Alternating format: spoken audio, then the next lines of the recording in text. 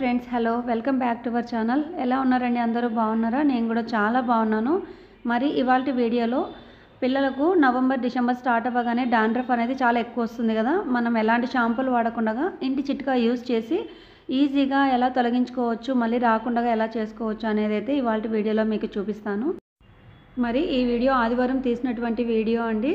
ఆదివారం రోజు నేను ఎలాంటి వర్క్స్ చేసుకుంటాను ఇంట్లో అనేది కూడా మీకు ఇవాళ షేర్ చేస్తాను.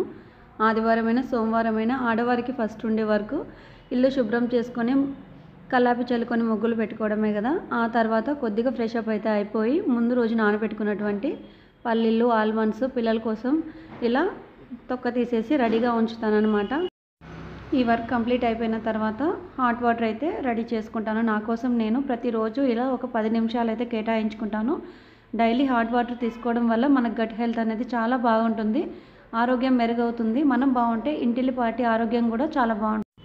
ఇక ఆ వర్క్ అయిపోయిన తర్వాత నెక్స్ట్ బ్రేక్ఫాస్ట్ అయితే రెడీ చేయాలి కదా. పిల్లలు ఇంట్లో ఉన్నారంటే వాళ్ళకు ఇష్టంగా చేసి పెట్టాలన్నమాట. ప్రతిరోజు స్కూల్కి వెళ్ళేటప్పుడు హడావిడిగా తింటూ వెళ్ళిపోతుంటారు. మన ఛానల్లో ఫిష్తో పులుసు పెట్టాను, ఫ్రై చేశాను కదా. మళ్ళీ టిఫిన్లోకి గ్రేవీ ఐటమ్ ఎలా చేసుకోవాలనేది ఇవాళ వీడియోలో అయితే చూపిస్తాను. ముందుగా చేపలు అయితే శుభ్రంగా వాష్ చేసుకున్నాను. నీచు వాసన రాకుండా ఇలా నిమ్మకాయలు కూడా వేసి కడుక్కుంటుంటాం కదా. ఇవనే కాదు, ఎప్పుడైనా కానీ మనం నిమ్మకాయలు వాడినప్పుడు ఆ దెబ్బలు అనేవి పాడేయకుండా ఇలా ఒక డబ్బాలో స్టోర్ చేసుకున్నామంటే మనకి ఎప్పుడు కావాలంటే అప్పుడు యూస్ చేసుకోవచ్చు. షింక్ క్లీన్ చేయడానికి, స్టవ్ క్లీన్ చేయడానికి చాలా బాగుంటుంది. ఎంత సోప్ పెట్టి క్లీన్ చేసినా నైట్ టైమ్స్ బొద్దింకలు వస్తుంటాయి కదా, నిమ్మకాయతో క్లీన్ చేయండి. బొద్దింకలు అస్సలు దరి చేయవు, కావాలంటే ట్రై చేయండి. మరి ఫిష్ గ్రేవీ కోసం మనము ఇక్కడ చూపిస్తున్నాను. ఒక పెద్ద బాండీ అయితే పెట్టుకున్నాను. మనం ముందుగా తరుక్కున్నటువంటి ఎర్రగడ్డ, పచ్చిమిర్చి కూడా నూనెలో వేసి దోరగా వేయించుకోవాలి. చేపల కూరకి ఎప్పుడైనా గుర్తుపెట్టుకోండి, ఎర్రగడ్డ బాగా రెడ్గా అయిపోవాలన్నమాట, పచ్చిగా అస్సలు ఉండకూడదు. అలా రెడ్గా అయిపోయిన తర్వాత ఫ్రెష్గా రుబ్బుకున్నటువంటి అల్లం వెల్లుల్లి పేస్ట్ పచ్చివాసన పోయే వరకు వేగించుకోవాలి. గ్రేవీ అన్నం కాబట్టి టమాటో కూడా కొంచెం మిక్సీ పట్టుకొని జ్యూస్గా వేసుకున్నామంటే గ్రేవీ థిక్నెస్గా వస్తుందన్నమాట. అందులోనే ఉప్పు, కారం, పసుపు, ధనియాల పొడి, కొబ్బరి పొడి, అంతే. ఇంకా మరి ఏమీ వేయలేదు. ఈ మసాలా మొత్తం బాగా మగ్గిపోయిన తర్వాత నానబెట్టుకున్నటువంటి చింతపండు గుజ్జు కూడా ఇందులో పిండుకోవాలి. చింతపండు పులుసు కూడా బాగా కొద్దిగా ఒక 5 నిమిషాలు 6 నిమిషాలు అలా తెరిలిన తర్వాత డైరెక్ట్గా మనము ముందుగా వాష్ చేసుకొని పెట్టుకున్నటువంటి చేపలు ఇందులో వేయడమే. తల తోక తీసేసి మధ్యలో పార్ట్స్ ఒకటి వేసుకోండి. బ్రేక్ఫాస్ట్కి పిల్లలు ఈజీగా తింటారనమాట, ముళ్ళులు ఉంటాయని ఇబ్బంది పెట్టకుండా. 5 నిమిషాల్లోనే ఈ చేప అనేది మగ్గిపోతుంది. ట్రై చేసుకోండి, దోశలోకి చాలా బాగుంటుంది.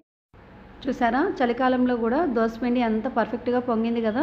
మనకు చలికాలంలో కూడా పిండి బాగా పొంగాలంటే మనం తీసుకున్నటువంటి క్వాంటిటీస్ కరెక్ట్గా ఉండాలి. 3 బియ్యానికి 1 ఒద్దులు తీసుకుంటాను. గుప్పెడు శనగపప్పు, ఒక పెద్ద టేబుల్ స్పూన్ మెంతులు వేస్తాను. పిండి త్వరగా రుబ్బుకొని వెచ్చని ప్రదేశంలో పెట్టుకున్నామంటే పిండి బాగా పొంగిపోతుంది. చూసారుగా, టేస్టీ ఫిష్ గ్రేవీ కర్రీ అయితే చూపించాను. అందులోకి మంచి కాంబినేషన్ దోశ. ఇలా ట్రై చేసి చూడండి. వద్దన్నా కూడా మరీ అడిగి పిల్లలు అయితే చేయించుకుంటుంటారు. మరి డాండ్రఫ్ కోసం ఒక మంచి హోమ్ రెమెడీ అయితే చెప్తాను అన్నాను కదా, ఇప్పుడైతే అది చూసేద్దాము. ఆదివారమే పిల్లలు మనకు దొరుకుతారు కాబట్టి ఆ రోజు ఒక 1-2 గంటలైనా పిల్లల కోసం మనం టైం చూసుకొని వీల్ చేసుకోవాలి. ఇలా నవంబర్ డిసెంబర్ నెలలలో పిల్లలకు చాలా మందికి అయితే డాండ్రఫ్ వస్తుంటుంది. దాన్ని అలా వదిలేసామంటే లేయర్స్ కింద ఫామ్ అయిపోయి అడపలుగా కట్టి తల అనేది పాడైపోయి గాయాలు అవుతుంటాయి, బ్లీడ్ అవుతుందన్నమాట. అలా కాకుండా మనము ఎప్పటికప్పుడు కేర్ తీసుకోవాలి. ఎటువంటి షాంపూ వాడినా యూజ్ లేనప్పుడు ఇలా హోమ్ రెమెడీ ట్రై చేసి చూడండి. ఇది మన అమ్మమ్మల నాటి కాలం నుంచి పద్ధతి అనేది వస్తుంది. చాలామంది వీటిని అన్నీ వదిలేసి షాంపూల మీద పడుతుంటారు. ఒకసారి దీన్ని ట్రై చేసి చూడండి, చాలా మంచి బెనిఫిట్ అయితే ఉంటుంది. ఆయిల్ని మీకు నచ్చిన ఆయిల్, మీరు కొబ్బరి నూనె రాసుకుంటే కొబ్బరి నూనె, ఆముదమైన మరి ఏదైనా సరే మీకు నచ్చినటువంటి నూనెని వేడి చేసుకోవాలి. డైరెక్ట్గా స్టవ్ మీద కాకుండా ఇలా డబుల్ బాయిలింగ్ పద్ధతిలో నూనెను అనేది వేడి చేసుకోవాలి. ఒక 7-8 వెల్లుల్లి రెబ్బల్ని కూడా దంచి ఆ నూనెలో వేసుకోవాలన్నమాట. నూనె బాగా హీట్ అయిపోయి వెల్లుల్లిలో ఉండే ఇంగ్రీడియంట్స్ అన్నీ నూనెలోకి వచ్చే వరకు హీట్ చేసుకోవాలి. అప్పుడే మనకు నూనె అనేది కొంచెం చేంజ్ అవుతుంది, తెల్లగా మారిపోతుంది. ఇలా బురుగుగా తయారవుతుందన్నమాట. నురగ మొత్తం వచ్చి స్టాప్ అయిన టైంలో మనకు నూనె అనేది రెడీ అయిపోయినట్లే.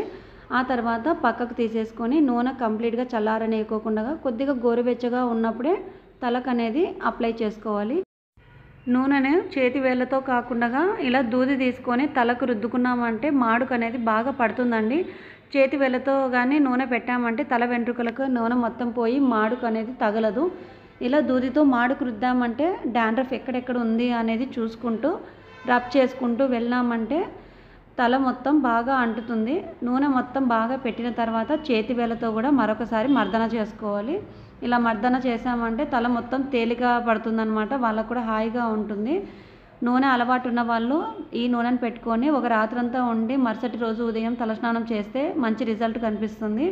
లేదు నూనెను బేర్ చేయలేము, నూనెను తల మీద ఉంచుకోలేము అనుకున్న వాళ్ళు 1 గంట 2 గంటలు తలను అలా వదిలేసి తర్వాత గోరువెచ్చని నీళ్ళు పెట్టుకొని తలస్నానం చేసామంటే కూడా తల మొత్తం శుభ్రం అయిపోతుంది. వారంలో ఒక 2 సార్లు ఇలా ట్రై చేయండి. పిల్లలకు ఎలాంటి డాండ్రఫ్ అనేది ఉండదు. దీన్ని తేలికగా తీసుకున్నామంటే పిల్లల కాన్సన్ట్రేషన్ దెబ్బతింటుంది. చేతులు అస్తమానం తలలోకి పోయి చదువు మీద ధ్యాస తప్పుతుంది. కాబట్టి కేర్ తీసుకోవడమే చాలా మంచిది. మరి అప్లై చేసిన తర్వాత తలస్నానము ఇలా కుక్కుడు రసంతో చేపించామంటే ఇంకా మంచి బెనిఫిట్స్ అనేటివి ఉంటాయి. షాంపూ అవాయిడ్ చేసి తల కూడా చాలా షైన్ అవుతుంది. హెయిర్ అనేది చాలా హెల్తీగా ఉంటుంది, సిల్కీగా తయారవుతుంది. మరి మన వీడియో నచ్చినట్లయితే లైక్ చేయండి, షేర్ చేయండి. కొత్తగా చూసేవాళ్ళు మన ఛానల్ని సబ్స్క్రైబ్